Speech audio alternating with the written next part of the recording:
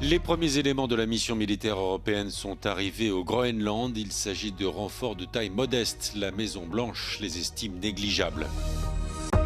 Maria Corina Machado offre à Donald Trump la médaille de son prix Nobel de la paix. Le président américain l'a reçue à la Maison-Blanche et salue un geste magnifique. La première ministre italienne Giorgia Meloni s'est rendue au Japon pour rencontrer son homologue Sanae Takaichi et renforcer les liens des deux pays en matière de défense et d'innovation.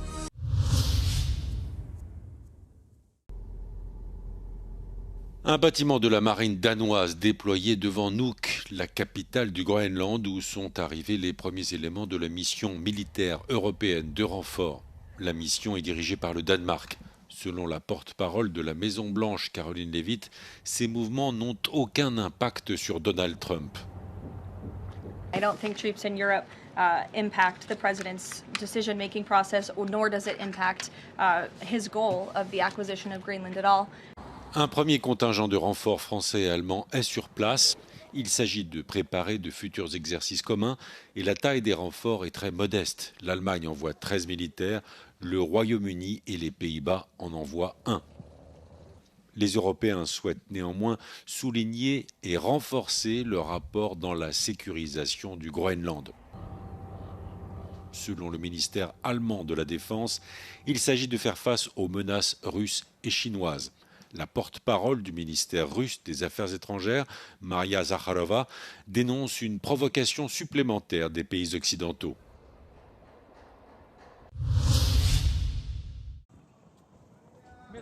Maria Corina Machado a offert à Donald Trump sa médaille de prix Nobel de la paix 2025. Le président américain l'avait invité à la Maison-Blanche. Donald Trump a accepté le cadeau de la chef de l'opposition vénézuélienne.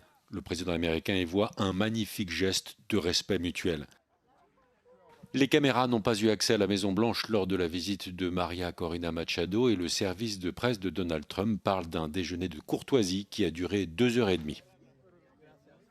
I presented the President of the United States the medal of the Nobel Peace Prize, and I told him this. Listen to this.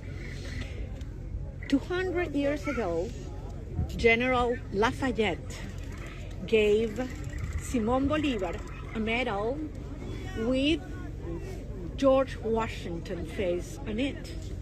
And 200 years in history, the people of Bolívar are giving back to the heir of Washington a medal, in this case a medal of the Nobel Peace Prize, as a recognition for his unique commitment with our freedom. Le Centre Nobel de la paix assure de son côté qu'une médaille peut changer de main, mais pas le titre d'un lauréat. La veille du déjeuner avec Maria Corina Machado, Donald Trump avait eu une longue conversation avec la présidente par intérim du Venezuela, Delcy Rodriguez, dont il dit le plus grand bien.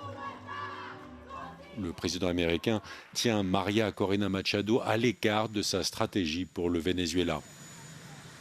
Peu après la capture du président Nicolás Maduro, Donald Trump avait estimé qu'à ses yeux, Maria Corina Machado ne bénéficiait pas du soutien nécessaire pour diriger le Venezuela.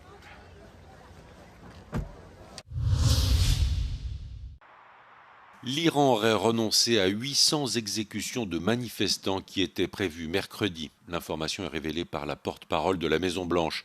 Selon Caroline Leavitt, Donald Trump garde néanmoins toutes les options sur la table si la répression du mouvement de contestation continuait.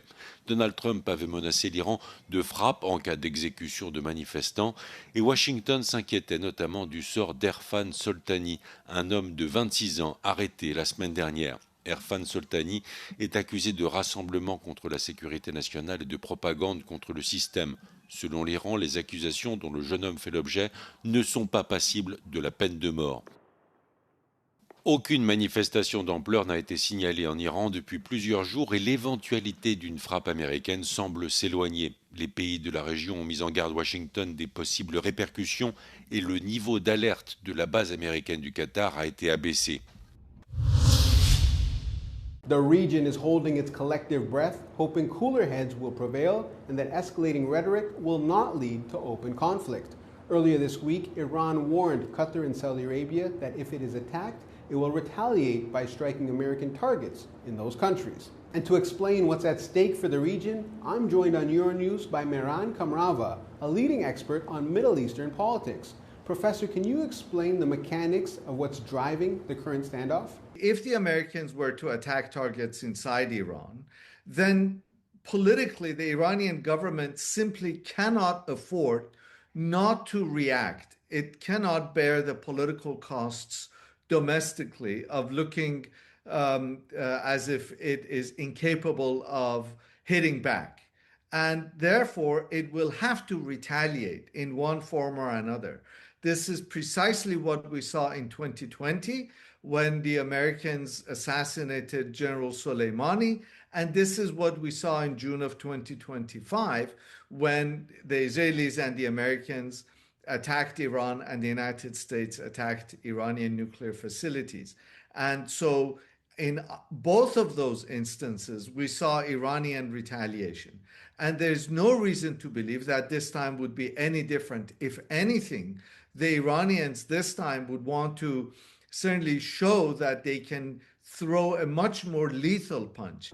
And could you explain how any miscalculation now could have serious consequences well beyond Iran and the United States, especially for countries hosting American forces? Well, in circumstances like this, rhetoric tends to take a life of its own, and it becomes extremely difficult for political actors to dial it down. But I think a sober assessment of the consequences of the day after is what is needed. And so long as those voices of reason appear, and they have the day, they can carry the day, then I think what we're likely to see is kind of a dialing down of tensions. I think it's important to keep a couple of things in mind, if I may just elaborate. A few days ago, everybody thought that the Iranian government was on the verge of collapse, that the Islamic Republic was a spent force, and it was only a matter of days before it tips over. And now what we see is that once again, we were too hasty in writing the obituary of the Islamic Republic. And turning to the situation inside Iran itself, what's your assessment of what's happening on the ground right now amid widespread protests and a heavy security response? By all accounts, what we hear is that pro-government protesters now by far outnumber anti-government protesters. Now, I think it's important to remember that in order to be more secure, anti-government protesters come out under the cover of night. And so it's in the evenings, and with the shutdown of the internet, it is extremely difficult for us to accurately assess how widespread those protests are. Regardless of the size of the protests, what we see is that anti-government sentiments, anger, popular anger, is extremely widespread across the country. For now, Gulf states are watching closely and urging restraint from both Washington and Tehran. Adel Halim, Euronews, Doha. L'Italie et le Japon renforcent leur partenariat stratégique en mettant l'accent sur la sécurité dans la région Indo-Pacifique. La première ministre italienne Giorgia Meloni a rencontré son homologue Sanae Takaichi au Japon pour marquer le 160e anniversaire de relations diplomatiques entre Rome et Tokyo.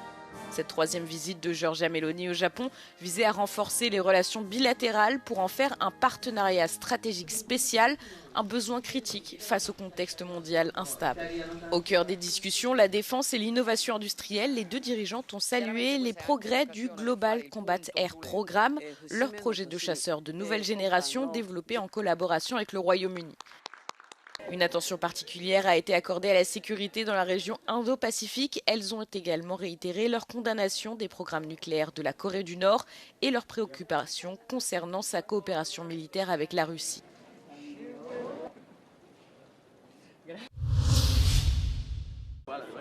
C'est un nouveau coup dur pour le Parti conservateur britannique. Ce jeudi, Robert Jenrick, ténor des Tories et ancien ministre de l'immigration du gouvernement de Rishi Sunak, a rejoint la formation d'extrême droite Reform UK de Nigel Farage. Le Parti conservateur n'a pas ce qu'il faut pour le changement radical dont le Royaume-Uni a besoin, a-t-il déclaré. Il a ajouté que les Tories avaient trahi ses électeurs, notamment avec sa position sur l'immigration. Un peu plus tôt, Kemi Badenoch, chef des conservateurs, avait annoncé limoger Robert Jenrick après avoir reçu des preuves irréfutables qu'il complotait pour nuire autant que possible au parti dans son ensemble. Il permet ainsi de porter le nombre de députés de Réforme UK à 6 sur les 650 sièges de la Chambre des communes. Il est le 18e membre des conservateurs à avoir rejoint les rangs de Réforme UK ces derniers mois, plongeant ainsi un peu plus les Tories dans la crise à l'approche d'une série d'élections le 7 mai, dont celle des parlements écossais et gallois, dans lesquelles le parti de Nigel Farage apparaît comme le grand favori. Après 2 années de baisse, l'économie allemande en difficulté a renoué avec une croissance modeste l'année dernière. La croissance de 0,2% du PIB pour 2025 a été alimentée par une augmentation des dépenses des consommateurs et du gouvernement afin de compenser des années de sous-investissement.